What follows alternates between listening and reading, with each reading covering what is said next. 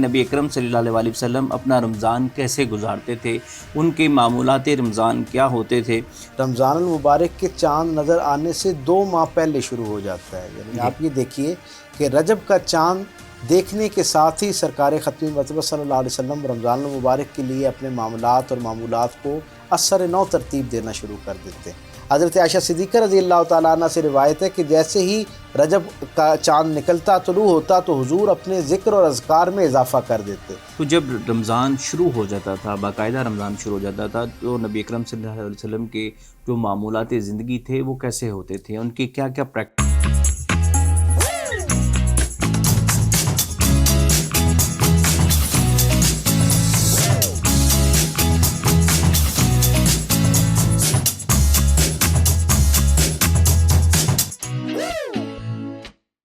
بسم اللہ الرحمن الرحیم، السلام علیکم۔ سوچ وتھ مسعود رضا میں خوش آمدید۔ ایک نئی ایپیسوڈ کے ساتھ آپ کی خدمت میں حاضر ہیں۔ ماہ رمضان جاری و ساری ہے اور تمام تر رحمتیں اور برکتیں سمیٹتے ہوئے مسلمان اس ماہ رمضان میں روزے رکھتے ہیں، اور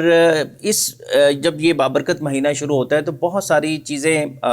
جو کویسچن ہیں، جو سوالات ہیں وہ اٹھتے ہیں کہ اس ماہ رمضان کو کس طرح سے گزارا جائے، کس طرح سے اس کی برکتوں سے فیض یاب ہوا جائے۔ تو اس موضوع پر میں نے سوچا کہ کیوں نہ ہم وہ چیزیں کریں، وہ چیزیں کرنے کی کوشش کریں جو ہمارے پیارے نبی اکرم صلی اللہ علیہ وسلم کرتے تھے۔ تو اس موضوع پر بات کرنے کے لیے کہ نبی اکرم صلی اللہ علیہ وسلم اپنا رمضان کیسے گزارتے تھے، ان کے معمولات رمضان کیا ہوتے تھے، اس خاص موضوع پر بات کرنے کے لیے میرے ساتھ بہت ہی خاص مہمان موجود ہیں۔ ڈاکٹر پیر طارق شریف زادہ عالمی سیرت اسکالر ہیں، اور ان کی جو پوری زندگی ہے، جہاں تک میں ان کو جانتا ہوں، وہ سیرت طیبہ کے حوالے سے، آگاہی پھیلانے کے حوالے سے، اویئرنیس کے حوالے سے ان کے وقف ہے، اور ان کا اوڑھنا بچھونا ہی نبی اکرم صلی اللہ علیہ وسلم کی حیات مبارکہ ہے۔ ڈاکٹر صاحب، ویلکم ٹو سوچ وتھ مسعود۔ بہت شکریہ، بہت شکریہ۔ کیسے ہیں آپ؟ خیریت سے ہیں؟ اللہ کا بہت احسان۔ رمضان کیسا گزرا ہے آپ؟ الحمدللہ، رمضان المبارک اپنی برکتوں کے ساتھ ہماری زندگی میں شامل ہے۔ ڈاکٹر صاحب، جب یہ بابرکت مہینہ آتا ہے تو ہم دیکھتے ہیں کہ اس میں ایک پورا جو انوائرمنٹ ہے وہ ریلیجیس ہو جاتا ہے، اور ہمیں ڈفرینٹ جو اس میں معمولات ہیں وہ دیکھنے کو ملتے ہیں، اور مختلف جو ہمارے مکتبہ فکر ہیں وہ اس پر اپنے اپنے انداز سے آگاہی پھیلا رہے ہوتے ہیں، اور اپنی ان کی پریکٹسز ہوتی ہیں۔ تو آج کی اس پوڈ کاسٹ میں چاہ رہا تھا کہ ہم نبی اکرم صلی اللہ علیہ وسلم کے معمولات زندگی جو وہ رمضان میں ہوا کرتے تھے ان کے حوالے سے بات کریں۔ میرے اگلے کویشچنز پر جانے سے پہلے میں ایک آپ سے سب سے پہلا کویشچن کرنا چاہوں گا کہ نبی اکرم صلی اللہ علیہ وسلم نے اپنی حیات طیبہ میں جب رمضان آیا تو انہوں نے اس کا استقبال کیسے کیا؟ بسم نبی محمد کریم علیہ الصلوۃ والتسلیم۔ سب سے پہلے تو یادآوری کا شکریہ، اور ہمیشہ کی طرح آپ کا پلیٹ فارم جو ہے وہ آگاہی کا ایک ذریعہ بنتا ہے۔ اللہ تعالیٰ آپ کی توفیقات میں ہر آن برکتیں عطا فرمائے۔ آمین۔ آپ کا سوال بڑا دلچسپ ان معنوں میں ہے کہ رمضان المبارک جو ہے اس کی اہمیت کا اندازہ اس بات سے لگایا جا سکتا ہے کہ سرکار ختمی مرتبہ صلی اللہ علیہ وسلم اس مہینے کے استقبال کا جو ایک طریقہ کار ہے وہ سرکار کی زندگی کے اندر رمضان المبارک کے چاند نظر آنے سے 2 ماہ پہلے شروع ہو جاتا ہے۔ یعنی آپ یہ دیکھیے کہ رجب کا چاند دیکھنے کے ساتھ ہی سرکار ختمی مرتبہ صلی اللہ علیہ وسلم رمضان المبارک کے لیے اپنے معاملات اور معمولات کو اثر نو ترتیب دینا شروع کر دیتے ہیں۔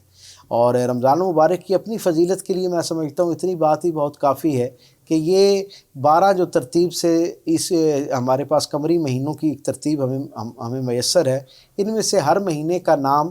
اپنے زمانے کے کسی ایک قبیلے کے عرب سردار نے رکھا ہے، اور وہ قبائل اس پر فخر کرتے ہیں، لیکن رمضان کا یہ شرف ہے کہ اسے رمضان کہہ کر سب سے پہلے اللہ رب العزت نے پکارا، گویا اس کا نام جو ہے وہ سرکار ختمی مرتبہ صلی اللہ علیہ وسلم پر اترنے والے قرآن حکیم کی روشنی میں ہم تک یہ پہنچتا ہے کہ اللہ نے اس کو رمضان کہہ کے پکارا، گویا اس کا نام رمضان رکھا۔ شہر رمضان، جی، شہر رمضان الذی انزل فیہ القرآن، کہ اللہ نے اس رمضان کے مہینے میں قرآن حکیم کو نازل فرمایا، اور اسی وجہ سے سرکار ختمی مرتبہ صلی اللہ علیہ وسلم کی مستقل احوال سے، آپ کے عمل متواترہ سے یہ بات ہم تک پہنچتی ہے کہ آقا کریم صلی اللہ علیہ وسلم رجب کے آغاز سے ہی اپنے معاملات اور معمولات کو اثر نو ترتیب دیا کرتے، اور ازواج مطہرات کہتی ہیں کہ ہم بھی اس تبدیلی کو محسوس کرتے اور اصحاب رسول بھی اس تبدیلی کو محسوس کرتے۔ نتیجتاً ہم بھی حضور کی پیروی میں، حضور کی محبت اور اتباع کی خواہش میں آقا کریم جس طرح اپنے نشست برخاست کو تبدیل کرتے، ہم بھی اسی انداز میں اپنے معاملات اور معمولات کو ایک نئی ترتیب دینا شروع کرتے۔ حضرت عائشہ صدیقہ رضی اللہ تعالیٰ عنہ سے روایت ہے کہ جیسے ہی رجب کا چاند نکلتا طلوع ہوتا تو حضور اپنے ذکر اور اذکار میں اضافہ کر دیتے، یعنی اپنی رات کی جو عبادت ہے اس کے وقت کو جو ہے وہ بڑھا دیا کرتے، اور پھر اس کے اندر خاص طور پہ جو مناجات کی کیفیت ہے، اوراد و وظائف اور اللہ کی بارگاہ میں نوافل کے ساتھ اور دعاؤں کے ساتھ اپنے آپ کو پیش کرنے کا جو عمل ہے اسے ایک مستقل عنوان کے طور پر اپنی زندگی میں شامل کر لیتے۔ عام دنوں کی نسبت رمضان کا جوں قریب آنا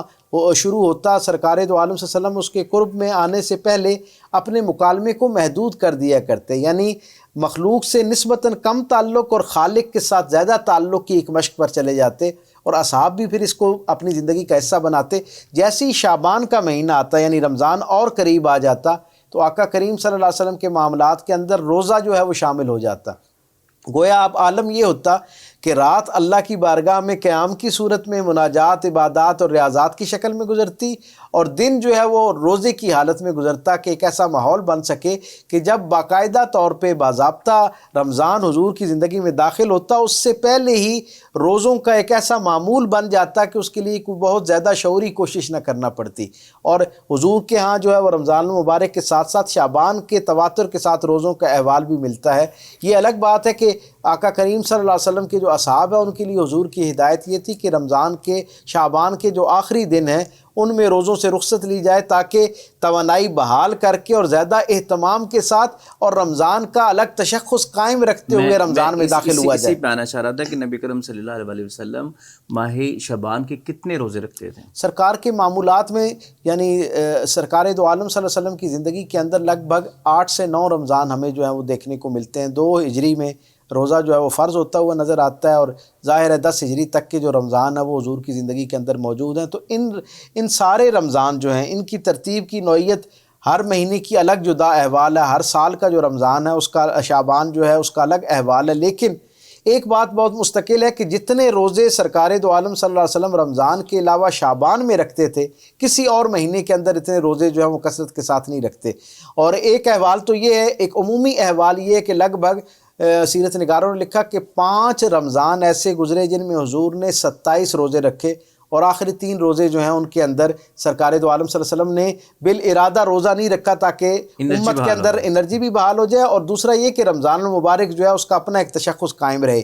لیکن حضرت عائشہ صدیقہ رضی اللہ تعالیٰ عنہ سے مروی ہے کہ ایک رمضان ایسا بھی گزرا جس کے اندر سرکار دو عالم نے شعبان کے آغاز پر روزے رکھنا شروع کیے اور اپنے روزوں کو رمضان سے متصل کر دیا، یعنی اس انداز میں پورے شعبان کے روزے رکھے کہ گویا ساتھ ہی رمضان کے روزے شروع ہو گئے۔ ایک سال ایسا معمول رہا، اور باقی کثرت کے ساتھ جو تواتر سے حضور کا عمل ہے وہ یہ ہے کہ حضور لگ بھگ 27 روزے رکھا کرتے تھے۔ لیکن اصحاب رسول جو ہیں وہ اپنے ساتھ وابستہ لوگوں یعنی تابعین کو عموماً نصیحت کیا کرتے تھے کہ 15 شعبان کے بعد روزوں کی تعداد کو کم کر دیا جائے تاکہ زیادہ انرجی کے ساتھ ہم جو بشری تقاضوں سے ایک نکات، ایک کمزوری آ جایا کرتی ہے اس کا مقابلہ کر سکیں، اور اپنے آپ کو رمضان کے لیے پوری توانائی کے ساتھ، تازگی کے ساتھ اپنے آپ کو رمضان کی برکتوں کے لیے وہ تیار کر سکتے ہیں۔ اس لیے ہمیں شعبان کے اختتام پر جو ہے وہ اہل اللہ کے ہاں روزوں سے گریز نظر آتا ہے تاکہ رمضان سے باضابطہ روزے شروع کیے جا سکیں۔ بہت شکریہ ڈاکٹر صاحب استقبال رمضان کے حوالے سے اتنا تفصیلی ہمیں آگاہ کرنے کے لیے۔ تو جب رمضان شروع ہو جاتا تھا، باقاعدہ رمضان شروع ہو جاتا تھا، تو نبی اکرم صلی اللہ علیہ وسلم کے جو معمولات زندگی تھے وہ کیسے ہوتے تھے؟ ان کی کیا کیا پریکٹسز تھیں جو وہ ماہ رمضان میں کرتے حضرت انس بن مالک رضی اللہ تعالیٰ عنہ کہتے ہیں کہ میں آقا کریم صلی اللہ علیہ وسلم کی خدمت اقدس کے اندر 9 برس کی عمر میں آیا، اور 10 برس تک حضور کی خدمت کرنا اس کا شرف مجھے حاصل رہا۔ آپ کہتے ہیں میں نے حضور کی زندگی کے اندر لگ بھگ 7 یا 8 رمضان دیکھے، اور کہتے ہیں ان سے بھی روایت ہے اور حضرت سلمان فارسی رضی اللہ تعالیٰ عنہ سے بھی روایت ہے کہ آقا کریم صلی اللہ علیہ وسلم جب رمضان کا چاند دیکھنے کے لیے کمر بستہ ہوتے تو اس سے پہلے ایک شام سارے اصحاب کو اکٹھا کرتے اور انہیں ایک خطبہ استقبال رمضان عطا فرماتے جو مختلف طرق سے مختلف احوال کے ساتھ پہنچا ہے۔ میں وقت کے اختصار کو مد نظر رکھتے ہوئے ساری جو روایات حضور کی نسبت سے ہم تک پہنچی ہیں ان کا احوال ون گو میں آپ کے سامعین و ناظرین سے شیئر کر دیتا ہوں۔ سرکار دو عالم تشریف لاتے اور اصحاب کو کہتے کہ تمہیں اندازہ ہے کہ عنقریب تمہاری زندگیوں میں ایک ایسا مہینہ داخل ہونے جا رہا ہے جسے اللہ نے برکت والا مہینہ قرار دیا ہے۔ تو سب سے پہلے ہمیں یہ خبر ہونی چاہیے کہ اس مہینے کی ایک خوبی یہ ہے کہ اس کے اندر خیر کے حوالے سے اللہ تعالیٰ برکت شامل فرما دیتا ہے۔ پھر دوسری بات سرکار نے یہ فرمائی کہ یہ وہ مہینہ ہے جس کے اندر جس کے شروع ہوتے ہی اللہ رب العزت جو آسمان کی طرف رحمت کے دروازے ہیں ان کو کھول دیا کرتا ہے، جنت کو سجا دیا جاتا ہے اور اس کو زیادہ روشن تر کر دیا جاتا ہے، جہنم کے دروازے بند کر دیے جاتے ہیں، سرکش شیاطین جو ہیں ان کو قید کر دیا جاتا ہے، اور پھر اللہ نے اس مہینے کے اندر ایک ایسی رات رکھی ہے جسے 1000 مہینے سے بہتر اللہ نے قرار دیا ہے، اس کے دن کے روزے کو اللہ نے فرض قرار دیا ہے، اور سرکار دو عالم صلی اللہ علیہ وسلم نے فرمایا کہ اگر کوئی شخص ایمان اور اللہ کی خشیت احتساب کے تصور کے ساتھ کہ میں نے اللہ کے سامنے پیش ہونا ہے اور اس روزے نے میرے حق میں گواہی دینی ہے، اگر اس کے ساتھ کوئی شخص روزہ رکھتا ہے تو اللہ اس روزے کی برکت یہ عطا کرتا ہے کہ اس کے اجر کے عوض میں اللہ اس کے سابقہ گناہ جو ہیں ان کو معاف کر دیتا ہے۔ اور حضور فرماتے ہیں کہ اگر یہ ایک روزے کی برکت ہے، اگر کوئی شخص 29 یا 30 دن لگاتار اس احساس کے ساتھ اس مہینے کو پاتا ہے تو جس وقت شوال کا چاند نظر آتا ہے، دنیا اس کی خوشی میں موجود ہوتی ہے، تو اللہ رب العزت آسمان سے ایک فرمان رحمت جاری کرتا ہے کہ وہ میرا بندہ جس نے 30 دن میری رضا اور احتساب کے خوف کے ساتھ جو ہے یہ مہینہ گزارا ہے، اس کے ماتھے پر لکھ دو کہ اللہ نے اس کو جہنم سے آزادی کا پروانہ جاری کر دیا ہے۔ تو یہ ایسا عظیم المرتبت مہینہ ہے۔ آقا کریم صلی اللہ علیہ وسلم فرماتے ہیں کہ اس مہینے کے اندر اللہ نے اس کو دن کے روزے سے آباد کرو اور رات اس کی جو ہے وہ تلاوت قرآن حکیم سے آباد کرو، اور پھر حضور نے فرمایا کہ یہ دونوں چیزیں قبر کے اندر بندے کے لیے شافع بنیں گی، شفاعت کے لیے پیش ہوں گی، اور کہیں گی کہ پروردگار عالم، اس شخص کو میں نے تیری رضا کے لیے کھانے پینے سے باز رکھا، تو روزے کی گواہی اس کے حق میں قبول کی جائے گی۔ اور پھر قرآن حکیم کہے گا کہ اے مالک الملک، جب یہ روزے کی نکات کے ساتھ دن بھر گزرنے کے بعد اپنی فرض نماز ادا کرنے کے بعد میرے بستر کے اوپر جانے کی خواہش رکھتا تھا اور جسم تقاضا کرتا تھا آرام کرنے کا، یہ اس وقت تیری بارگاہ میں کھڑے ہو کر تیری مقدس کلام یعنی قرآن حکیم کی تلاوت کرتا تھا، سو میری یہ گواہی اس کے حق میں قبول فرما اور اس کے لیے آخرت کی منزلیں جو ہیں ان کو آسان فرما۔ تو یہ گویا رحمتوں کا، مغفرت کا اور بخشش کا ایک ایسا عظیم الشان پیکج ہے جس کی ہر ساتھ اللہ کے ہاں مقبول ہے۔ ڈاکٹر صاحب، اس میں کوئی نئی جو نبی اکرم صلی اللہ علیہ وسلم کی معمول کی زندگی تھی، اس مہینے کے دوران کیا کوئی نئی چیزیں بھی ان کی پریکٹس میں شامل ہوتی تھیں؟ کوئی نئی عبادات یا کوئی خاص جو ان کے اعمال تھے جن کو پریکٹس کے طور پر یا سنت کے طور پر ہمیں بھی اپنی زندگی میں شامل کرنا چاہیے؟ اور عاد و وظائف کے حوالے سے تو ظاہر ہے حضور کثرت کے ساتھ ایک تو مناجات میں رہتے، یعنی اللہ کے ساتھ ہر وقت حالت دعا کے اندر رہتے، اور ایک خاص معمول جو اس مہینے کے ساتھ تھا وہ یہ تھا کہ اس مہینے کا یہ شرف تھا حضور کی زندگی کے اندر کہ جیسے یہ مہینہ آتا تو سرکار دو عالم صلی اللہ علیہ وآلہ وسلم اس وقت تک جتنا قرآن نازل ہو چکا ہوتا اسے بآواز بلند تلاوت بھی کرتے، جبرائیل کو سناتے بھی، اور جبرائیل سے قرآن حکیم کا اتنا حصہ جو نازل ہو چکا ہوتا سنتے بھی۔ اور بسا اوقات جو آخری وقت تھا سرکار دو عالم کا، جو آخری رمضان تھا جو امت کے ساتھ امت کو میسر آیا حضور کے ساتھ رمضان گزارنے کا، اس کا معمول تو یہ تھا کہ حضور اصحاب کو اپنے پاس بلا لیتے اور حضور نے خود ان کے سامنے پورا قرآن حکیم جو اس وقت تک نازل ہو چکا تھا رمضان کے مہینے تک، سرکار ختمی مرتبہ صلی اللہ علیہ وسلم نے اس پورے قرآن کی تلاوت فرمائی، اور پھر خاموشی کے ساتھ جبرائیل کی طرف سے تلاوت جو ہے وہ بھی کی گئی اور حضور اس کو سنا کرتے تھے۔ سو ایک تو اس سے ہمیں یہ پیغام ملتا ہے کہ دیگر معاملات اور معمولات کے ساتھ ساتھ کثرت عبادت کے ہمراہ ایک بہت نمایاں حوالہ جو آقا کریم صلی اللہ علیہ وسلم کی زندگی کا رمضان المبارک میں نظر آتا ہے وہ تلاوت قرآن حکیم ہے۔ اسی سنت مقدسہ کے ذیل میں ہم دیکھتے ہیں کہ پھر اصحاب آپس میں ایک دوسرے کو قرآن پاک سنایا کرتے تھے بآواز بلند۔ اب تصور کیجئے یہ وہ لوگ ہیں اصحاب رسول جن کی اپنی مادری زبان میں قرآن نازل ہو رہا ہے، ان میں ایک بڑی تعداد کرشی اصحاب کی ہے جن کے لہجے میں قرآن نازل ہو رہا ہے، لیکن وہ ہر سال اہتمام کر کے ایک دوسرے کو قرآن سناتے اس لیے تھے دو حوالوں سے، ایک تو قرآن کا جو صحت لفظی ہے وہ قائم ہو سکے کہ اسے صحیح تلفظ کے ساتھ جو ہے وہ ایک دوسرے کو سنا سکیں، اور دوسرا قرآن حکیم کی آیات تلاوت کرنے کے بعد وہ رکتے اور پھر ان پر آپس میں بات کرتے کہ اس میں گویا غور و فکر کرتے۔ سو ہم تک بھی حضور کی اور حضور کے اصحاب کی زندگی سے یہ خبر پہنچتی ہے کہ رمضان المبارک میں دیگر اہتمام کرنے کے ساتھ ساتھ اس کا بھی اہتمام کیا جائے کہ روزانہ کی بنیاد پر چاہے ایک آیت ہی ہو، چاہے ایک رکوع ہو، اس کی تلاوت کی جائے، اور نہ صرف تلاوت کی جائے، تلاوت سنائی جائے تاکہ اس میں جو تلفظ کے اعتبار سے صحت ہو سکتی ہے، تلاوت کے حوالے سے، مخارج کے حوالے سے ان پر کام ہو سکے، ان کی اصلاح ہو سکے، اور دوسرا مفاہیم قرآنی جو ہے ان تک رسائی حاصل ہو سکے، قرآن سمجھنے کا معاملہ ہو سکے۔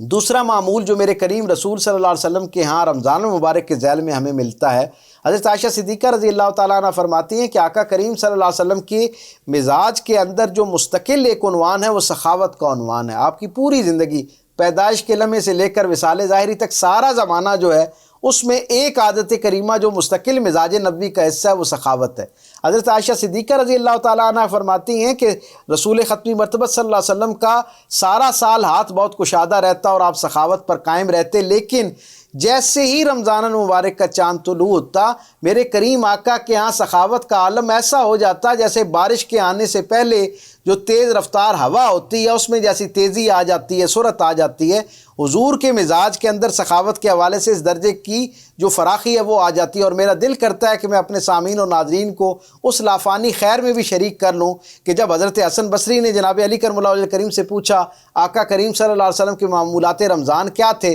سخاوت پر بات کرتے ہوئے انہوں نے کہا کہ میرے کریم رسول کی مزاج کا یہ حصہ تھا کہ جیسے ہی رمضان آتا حضور کے مزاج کے اندر مال کی سخاوت بھی آ جاتی اور مزاج کی سخاوت بھی پہلے سے بڑھ جاتی۔ حضرت حسن بصری نے عرض کی کہ اے اللہ کے محبوب، رسول کے محبوب، آپ یہ فرمائیے کہ مال کی سخاوت تو سمجھ آتی ہے کہ لوگوں میں مال خرچ کیا جائے، مزاج کی سخاوت سے کیا مراد ہے؟ تو انہوں نے کہا کہ آقا کریم ویسے ہی لوگوں کی غلطیوں پر، کوتاہیوں پر درگزر کرنے والے تھے، لیکن جیسے ہی رمضان کا چاند طلوع ہوتا حضور کے مزاج کے اندر لوگوں کی ناپسندیدہ باتوں کو برداشت کرنا اور معاف کرنے کا جذبہ جو ہے وہ بھی کئی گنا بڑھ جایا کرتا۔ گویا حضور کے مزاج کے اندر بھی اس درجے کی مال کے اعتبار سے جیسے سخاوت تھی ویسے ہی مزاج کی سخاوت بھی بڑھ جاتی۔ رمضان المبارک کا ایک پیغام یہ بھی ہے کہ جہاں پر ہم سخاوت کے لیے اپنے مال کو خرچ کرنے پر ایک اپنی تربیت کرتے ہیں اور اپنے مزاج کے اندر ایک ماحول پیدا کرتے ہیں اپنے گرد و پیش میں، اسی طرح ہمیں اپنے مزاج کے حوالے سے بھی سخاوت جو ہے اس کا اہتمام کرنا چاہیے، لوگوں کی ناپسندیدہ باتوں کے حوالے سے اس کے اوپر جو ہے وہ ایک ٹالرنس کا لیول جو ہے وہ ہمارے اندر موجود ہونا چاہیے۔ ہم عمومی طور پر بدقسمتی سے یہ دیکھتے ہیں کہ جیسے ہی کوئی شخص روزہ اختیار کرتا ہے کجا یہ کہ وہ پہلے سے زیادہ احتیاط پسند ہو جائے اور لوگوں کو درگزر کرنے والا ہو، ہاں وہ ایک دم چڑچڑے ہو جاتے ہیں۔ حالانکہ روزے میں میں یہ سمجھتا ہوں کہ جیسے کھانا پینا ہمارے لاشعور سے ایک آواز آتی ہے نا کہ ہم کسی بھی حالت میں کوئی کھانا پینا جو ہے اس سے دور رہتے ہیں، اس لیے کہ ہمیں پتہ ہے کہ اس سے روزہ مجروح ہوتا ہے، اس کی صحت، اس کی روحانیت مجروح ہوتی ہے۔ جیسے روزے کے دوران کھانے پینے سے روحانیت مجروح ہوتی ہے نا، روزے کا اصل تشخص مجروح ہوتا ہے، بالکل اسی طرح کسی بات پر غیر ضروری انداز میں جو جذباتیت کا مظاہرہ ہے، یہ جو بے چینی اور اضطراب کا مظاہرہ ہے، یہ بھی روزے کی جو روحانیت ہے اس کو مجروح کرتا ہے، سو اس سے بھی بچنے کی کوشش کرنی چاہیے۔ نبی کریم صلی اللہ علیہ وسلم نے تراویح پڑھی؟ اگر پڑھی تو کتنی پڑھی؟ ایک بات جو ہمیں سمجھنی چاہیے سب سے پہلے وہ یہ ہے کہ تراویح تو اب عرفیت میں معروف ہو گئی ہے امت کے ہاں، حقیقت میں یہ صلاۃ اللیل ہے، رات کی جو نماز ہے بنیادی طور پر یہ اس کی طرف توجہ دلائے گی۔ آقا کریم صلی اللہ علیہ وسلم کا ویسے بھی سارا سال یہ معمول تھا کہ حضور اکثر اوقات، بعض اوقات آپ آرام بھی فرماتے۔ میں سوال کو مختصر رکھنا چاہ رہا ہوں کہ ٹھیک ہے وہ صلاۃ اللیل جو ہے وہ اس کا ایک اپنی فضیلت ہے، لیکن میں یہ چاہ رہا ہوں کہ جس طرح ہمارے ہاں ایک عام پریکٹس بن چکی ہے کہ 20 تراویح پڑھنی ہے، کچھ ایک سکول آف تھاٹ ہے وہ کہتا ہے جی 8 پڑھ لیں، اس کے حوالے سے میں چاہ رہا ہوں کہ کیا نبی اکرم صلی اللہ علیہ وسلم نے تراویح باقاعدہ تراویح جو ہے وہ باجماعت تراویح انہوں نے پڑھائی یا پڑھی، یا یہ کہاں سے یہ سلسلہ شروع؟ میں اسی طرف ہی آ رہا تھا، میں اسی لیے میں نے اس کا مقدمہ قائم کرنے کے لیے تاکہ حقیقی معنوں میں ہمارے سامعین و ناظرین خود فیصلہ کریں کہ انہیں کون سی روش اختیار کرنی۔ آقا کریم صلی اللہ علیہ وسلم کے ہاں صلاۃ اللیل کا بڑا اہتمام نظر آتا ہے، رات کی نماز نوافل کی شکل میں اللہ کی بارگاہ میں اپنے آپ کو پیش کرنا، اس کا ایک مستقل عنوان حضور کی زندگی میں ہمیں دیکھنے کو ملتا ہے۔ رمضان المبارک میں یہ زیادہ اہتمام کے ساتھ ہوا کرتا تھا، جیسے میں نے ابتدائی گفتگو میں یہ بات اپنے سامعین و ناظرین کو عرض کی۔ آقا کریم صلی اللہ علیہ وسلم کے ہاں تراویح کی یہ قسم جو اس وقت رائج ہے، اس کے حوالے سے کوئی بہت زیادہ احوال نہیں ملتا۔ آقا کریم صلی اللہ علیہ وسلم ایک مرتبہ رمضان المبارک میں عشاء کی نماز کے بعد کاشانہ نور میں تشریف لے گئے، کچھ وقت کے بعد واپس آئے، اصحاب صفہ سمیت جو اصحاب وہاں پر موجود تھے انہوں نے حضور کو دیکھا کہ حضور نے آ کے نوافل جو ہے ان کی ادائیگی کے لیے نیت کر لی ہے تو اصحاب نے بھی پیچھے نیت کر لی،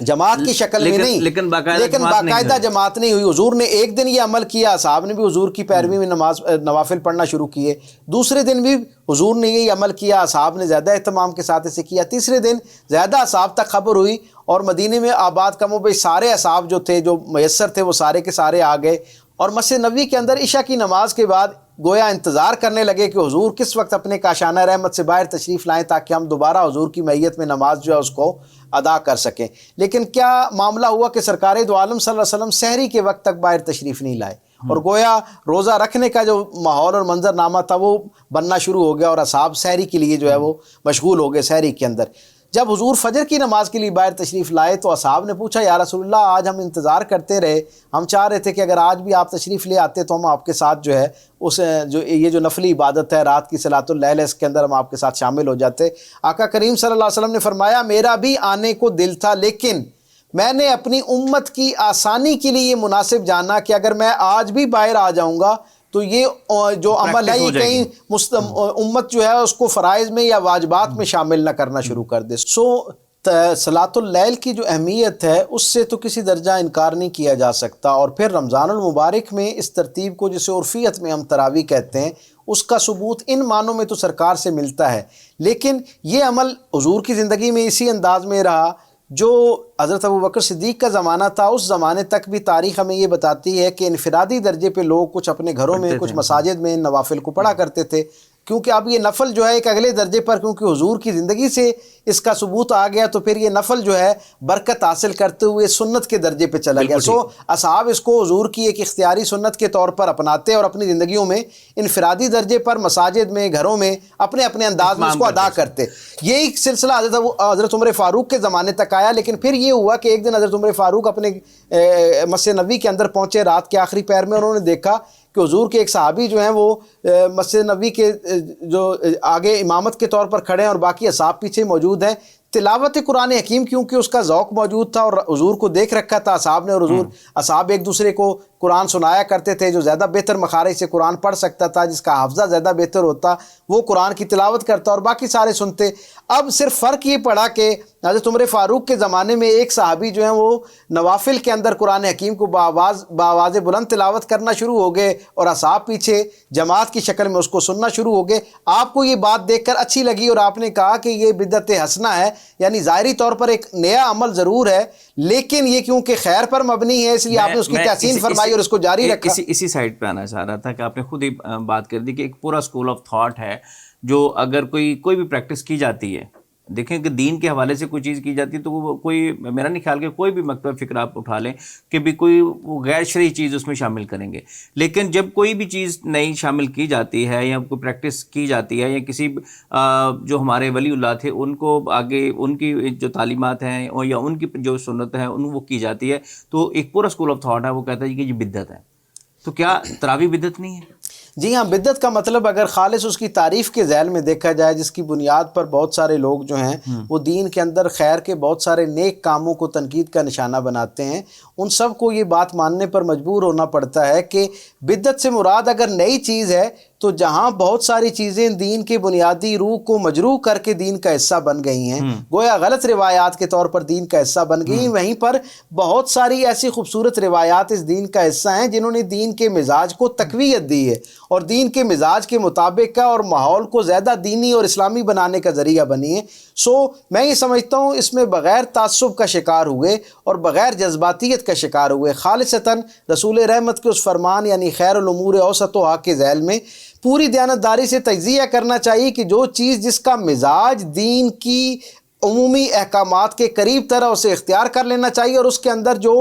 کمزوری ہے اسے پوری اسی وقار اور جرت کے ساتھ اس سے دستبرداری کا اعلان کرنا چاہیے۔ ایک اسکول آف تھاٹ کہتا ہے جی 8 پڑھیں، ایک کہتا ہے 20 پڑھیں، اور وہ اپنے بزیدہ ہیں کہ گردن پکڑ کے پڑھانے تک چلے جاتے ہیں۔ بس ہمارا نبی صلی اللہ علیہ وسلم نے کتنی پڑھی؟ ہمارا المیہ یہ ہے کہ ہم عمومی طور پر 2 انتہاؤں پر زندگی گزارتے ہیں، یعنی بالکل اسی معاملے کو دیکھ لیں، کچھ لوگوں نے 20 رکعت کو کفر اسلام کا معاملہ بنا لیا ہے اور کچھ لوگوں نے اس کا یکسر انکار کر کے اس انداز میں اس کی نفی، اس پورے عمل کی، تراویح کے عمل کی اس طرح نفی ہو رہی ہوتی ہے کہ گویا کوئی مسجد میں کھڑا ہونے والا آدمی خدا نخواستہ کہیں اللہ کی حکم عدولی کا وہ بن رہا ہے۔ سادہ سی بات ہے، یہ بنیادی طور پر ایک نفلی عبادت ہے، خیر پر مبنی ہے، آقا کریم صلی اللہ علیہ وسلم کے مزاج اور آپ کی زندگی سے ثابت ہے۔ اس لیے اگر کسی شخص کے اندر استطاعت موجود ہو جسمانی طور پر اور اس کے فرائض متاثر نہ ہوتے ہوں، خدا را یہ بات بڑی اہم ہے، ایک آدمی تراویح کے اندر کھڑا رہتا ہے اور اس کا عالم یہ بنتا ہے کہ وہ صبح سحری کی سکت اس میں نہیں رہتی، فجر کی جو فرض نماز ہے وہ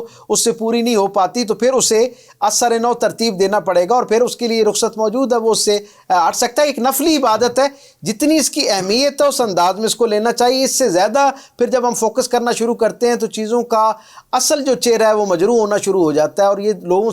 لوگوں کا اس خیر سے دوری کا باعث بنتا ہے اور اس کا ذریعہ بنتا ہے۔ بہت شکریہ ڈاکٹر صاحب آپ کے قیمتی وقت کا، اور بہت ہی اہم انفارمیشن آپ نے آج کے اس پروگرام میں شیئر کی۔ جانے سے پہلے آخری سوال کہ پہلے ہم دیکھتے تھے جب بچپن میں تراویح پڑھنے جاتے تھے تو 30ویں روزے تک جو ہے وہ پورا قرآن کا دورہ کیا جاتا تھا۔ اب ہم دیکھتے ہیں کہ مولوی صاحب کی کوشش ہوتی ہے کہ وہ 26ویں رات جو ہے 26ویں روزے کی رات وہ ختم کر دیں، 27ویں کی تو آگے پھر معاملات اور ہوتے ہیں، تو وہ 26ویں روزے تک لانے کے لیے وہ ان کا سوس پارا یعنی کہ ڈیلی پڑھنا پڑتا ہے، اور پھر وہ جس سپیڈ کے ساتھ پڑھتے ہیں کہ الفاظ کی بھی سمجھ نہیں آ رہی نہ، یعنی کہ بندہ رکوع میں ہوتا ہے تو وہ امام صاحب سجدے میں گئے ہوتے ہیں، بہت ساری ویڈیوز سوشل میڈیا پہ بھی آتی ہیں، تو کیا ایسی جو پریکٹسز ہیں کہ لازمی ہے کہ بھی آپ نے وہ قرآن پڑھنا ہے، اور جس انداز میں وہ پڑھا جاتا ہے تو کیا یہ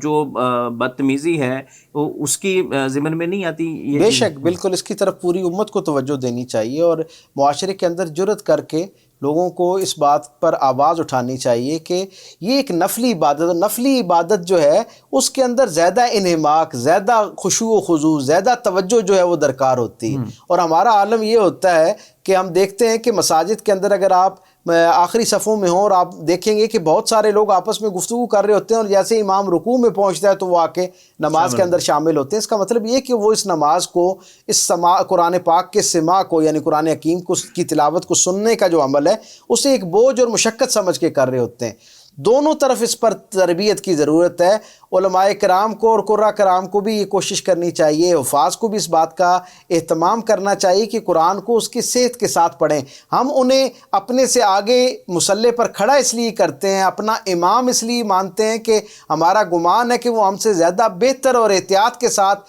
قرآن کو اس کے حقیقی تقاضوں کے ساتھ پڑھنے کا جو ہے وہ اہتمام کر سکتے ہیں، ان کے اندر یہ صلاحیت موجود ہے۔ اور ہوتا کیا ہے کہ وہ ہم سے بھی زیادہ تیز رفتاری کے ساتھ قرآن کا جو تلفظ کا ایک تشخص ہے اسے مجروح کرتے ہوئے قرآن پڑھ رہے ہوتے ہیں۔ آپ پورا قرآن پاک رمضان میں مکمل کرنا کہیں ضروری نہیں لکھا ہوا، آپ روزانہ کا بے شک ایک رکوع تلاوت کریں، لیکن اس کو تلفظ اور اس کی احتیاط کے ساتھ اس کے ادب اور تقدس کو ذہن میں رکھتے ہوئے کہ یہ اللہ کا کلام ہے، اور جہاں یہ برکت کا ذریعہ بن سکتا ہے وہیں پر یہ وبال کا ذریعہ بھی بن سکتا ہے اگر آپ نے اس کو صحیح انداز میں اس کا حق ادا کیے بغیر اس کو پڑھا۔ اور پھر میں سمجھتا ہوں آپ ایک رکوع پڑھیں، اس کے اندر جو اللہ کا مقصود ہے، جو اس کا پیغام ہے، اسے سمجھنے کی کوشش کریں، شاید یہ زیادہ زندگی میں برکت کا ذریعہ بن سکتا ہے۔ اختصار کے ساتھ اگر آپ یہ بھی ہمارے جو ناظرین ہیں ان کے لیے گوشوار کر دیں کہ یہ جو دورہ قرآن کا یہ سلسلہ ہے یہ کس کی سنت ہے؟ یہ کیا یہ صاحب جو خلفۂ راشدین تھے ان کے دور میں پورا قرآن تراویح میں پڑھنے کی روایت تھی، یا یہ سلسلہ کہاں سے شروع ہوا؟ یہ باضابطہ نظم کا حصہ نہیں تھا، لیکن جیسے کہ دنیا بھر کی ساری معاشرتوں میں، سارے معاشروں میں، سماج کے اندر کچھ چیزیں جو خیر پر مبنی ہوتی ہیں، جن کی حوصلہ افزائی ہو رہی ہوتی ہے، وہ پھر ایک خاص شکل اختیار کر لیتے ہیں اور پھر ہم اسے ایک رواج کے طور پر، رسم کے طور پر، رواج کے طور پر لے لیتے ہیں۔ یہ خیر پر مبنی عمل ہے۔ یہاں میرے یوں کہنے سے بہت سارے لوگ کہیں یہ نہ سمجھیں کہ ہم اس کی کوئی حوصلہ شکنی کر رہے ہیں، ہم صرف اس بات کی طرف توجہ دلانا چاہتے ہیں کہ قرآن کی عظمت کو ذہن میں، تصور میں لاتے ہوئے اس کو پڑھا جائے، اس کو سنا جائے اور سنایا جائے، خشوع و خضوع کے ساتھ پڑھا جائے، چاہے مختصر پڑھا جائے۔ جی ہاں، چاہے آپ چند آیاتی تلاوت کر پائیں لیکن ان کا حق ادا کرنے کی کوشش کرنی چاہیے. اور اسی طرح سے جتنا میں سمجھ پایا ہوں کہ تراویح جو ہے وہ نفل عبادت ہے، اس کو جتنا خشوع و خضوع کے ساتھ آسانی کے ساتھ پڑھا جائے اتنا اچھا ہے، بجائے اس کے کہ جماعیاں لے رہے ہوں آپ اور آوازاری کا اظہار کرتے اور اس ضد میں کہ 20 ہی پڑھنی ہے یا 8 ہی پڑھنی ہے، تو اس سے بہتر ہے کہ آپ چاہے 2 یا 4 یا جتنی آپ کی استطاعت ہے اس کے مطابق پڑھ لیں، لیکن خشوع و خضوع کا جو عنصر ہے وہ شامل رہنا چاہیے. جی بے شک یہ سنت عمل ہے، سنت کے طور پر اس کو لیں، اور سنت بھی اختیاری سنت تھا. آقا کریم صلی اللہ علیہ وسلم نے جیسے ابھی ہم نے جانا کہ کبھی پڑھی ہے اور کبھی اس کو نہیں پڑھا، اس انداز میں اس کو لیا جانا چاہیے. میں اس کو ختم کرنا چاہ رہا تھا، لیکن ایک سوال میرے ذہن میں اور بار بار ہو رہا ہے، دستک دے رہا ہے، میں سوچ رہا ہوں کہ وہ بھی آپ سے پوچھ لوں کہ نفل عبادت کی جماعت یہ مجھے سمجھ نہیں آیا کہ فرض نماز کی جو ہے وہ تو اب ہم دیکھتے ہیں کہ صلاۃ التسبیح کا بھی یعنی کہ ایک سلسلہ شروع ہو گیا ہے، وہ بھی نفل عبادت ہے. وہ اور پھر ہم دیکھتے ہیں کہ بھی جب کوئی 27ویں شب آتی ہے، شب معراج آتی ہے، 15 شعبان آتی ہے، تو ہم دیکھتے ہیں جی کہ بھی اتنی دفعہ سورہ اخلاص پڑھ لیں، اتنی دفعہ الحمد شریف پڑھ لیں، اتنی دفعہ درود شریف پڑھ لیں. یہ جو پریکٹسز ہیں یہ کہاں سے ہیں ساری؟ بہت سادہ سی بات، یہ دین سرکار دو عالم صلی اللہ علیہ وسلم کے عمل کا نام ہے. حضور نے جو کچھ کیا ہے وہ ہے دین، اور اس پر پابند ہونا، اس پر قائم رہنا تقاضا ایمانی ہے. اس کے علاوہ جو کچھ دین کے اندر موجود ہے وہ خیر کے ساتھ لوگوں کا انفرادی عمل تھا. اس عمل سے ان کو فائدہ ہوا، اس کی تشہیر ہوئی، لوگوں تک بات پہنچی تو لوگوں نے اس کو اپنی زندگی میں شامل کرنا شروع کر دیا. اچھی عادات کو جیسے اپنایا جاتا ہے اسی طرح اچھے جو معاملات اور معمولات ہیں ان کو بھی زندگی میں شامل کرنا چاہیے. جتنی باتیں آپ نے کی ہیں یہ اللہ والوں کے معمول کا حصہ رہی ہیں، اور انہوں نے عموماً اپنی زندگی میں انفرادی درجے پر یہ ساری معمولات رکھے ہیں، کیونکہ اس سے ان کا خیر جو ہے وہ لوگوں تک پہنچا تو لوگ اس کو اختیار کرنا شروع ہو گئے. جو آپ نے نفل کی نماز کے حوالے سے پوچھا تو جو صلاۃ التراویح ہے، تراویح کی نماز کیونکہ سرکار دو عالم صلی اللہ علیہ وسلم سے ثابت ہے کہ حضور نے کم از کم 2 دن تو یعنی اصحاب کی موجودگی میں پڑھی، اور اس کا اس لیے اچھا اس کا مطلب کیا ہے، جب حضور ایک اصول ہے فقہ کا کہ جس وقت کوئی سنت عمل عبادت کی شکل میں نماز والا جو عبادت کا پہلو ہے اگر کوئی سنت کے درجے پر آ جائے، یعنی کوئی نفلی تاکید ایسی ہو جو حضور کے اپنے عمل سے ثابت ہو جائے، وہ سنت ہو جاتی. سنت کا مطلب حضور کا کیا ہوا عمل، بظاہر یہ نفل ہے لیکن حضور کا اپنا کیا ہوا عمل ہے، اس لیے یہ سنت ہو گیا. سنت جو ہے اس کی جماعت قائم کی جا سکتی ہے، یعنی اس کے اوپر پوری امت کے جو فقہاء ہیں وہ یعنی متفق ہیں، پابند نہیں ہے، لازم نہیں ہے کہ اس کے بغیر نہیں ہوتی، انفرادی درجے پر بھی اس کو پڑھا جا سکتا ہے. لیکن اسے سنت کے طور پر کیونکہ پوری امت مانتی ہے کہ حضور کے ہاں جو لوگ تراویح کی بالکل بنیادیات سے بھی انکار کرتے ہیں وہ بھی اس بات کو تو مانتے ہیں کہ حضور نے صلاۃ اللیل کے نام پر باہر آ کر اصحاب کے درمیان ان کی موجودگی میں نماز پڑھی ہے. سنت کے طور پر کہیں گے یا سنت جب سنت ہوگی تو اس کا ایک درجہ بڑھ گیا نا حضور کی زندگی سے. جب اس کا ایک فی نفس ہی 2 طرح کی عبادات ہوتی ہیں، یا فرض ہوتی ہیں یا نفل ہوتی ہیں. نوافل میں وہ عبادات جو حضور کے عمل کے طور پر ثابت ہوں وہ سنت بن جایا کرتی ہیں. اس لیے یہ کیونکہ حضور کے عمل سے ثابت ہے اور صحیح سند کے ساتھ ثابت ہے، اس لیے یہ سنت عبادت ہے، اور اس کی جماعت کی جو ہے وہ ایک گنجائش نکلتی ہے، اور امت کے اندر اس کا جو ہے وہ ایک رائج بھی ہے. جہاں تک صلاۃ التسبیح یا باقی اس طرح کے نوافل کے پڑھنے کا عمل ہے، صلاۃ التسبیح بھی ویسے سنت ہے، سرکار دو عالم صلی اللہ علیہ وسلم نے خود بھی اس کا اہتمام کیا، اس کی ترغیب بھی دلائی، لوگوں کو بھی کہا آپ اسے پڑھیں. حضرت عباس کو تو یہاں تک کہا کہ اگر روزانہ پڑھ سکتے ہو تو روزانہ پڑھو، یعنی اس کی اتنی اہمیت ہے. اگر کوئی شخص اسے یہ خوف لاحق ہے کہ وہ اس کے جو نفل کے تقاضے ہیں، یعنی اس میں جو ترتیب ہے اور باقی چیزیں ہیں وہ پوری کرنے سے قاصر ہے، اور جماعت میں ملنے کے ساتھ وہ گویا ایک محفوظ راستہ اختیار کرتا ہے اور ایک تربیت کے طور پہ اپنے آپ کو اس سے گزارنا چاہتا ہے، اور پھر اس میں ایک اجتماعیت کا پہلو بھی موجود ہوتا ہے، اور اس کی وجہ سے لوگوں کے دل، نوجوان باقی ان کو ایک ترغیب بھی ملتی ہے. تو فی نفسی اس سے جو ہے وہ اس کی رخصت سے اجازت، فی نفسی اس کے حوالے سے پھر کوئی انکار نہیں کیا جا سکتا، اس کو اختیار کیا جا سکتا ہے. بہت شکریہ ڈاکٹر صاحب، تھینک یو سو مچ. ناظرین، جیسا کہ ہم نے بات کی کہ معمولات نبی کرم صلی اللہ علیہ وسلم کیا ہوتے تھے ماہ رمضان کے اندر، اور بہت ساری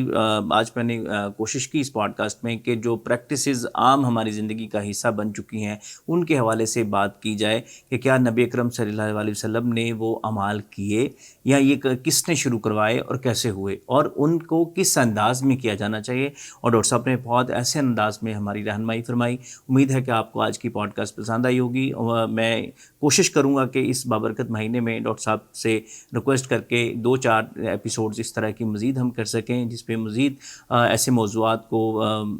گفتگو کا موضوع بنایا جا سکے. آج تک کے لیے اتنا ہی. اپنے میزبان مسعود رضا کو اجازت دیجیے. اللہ نے کے بعد.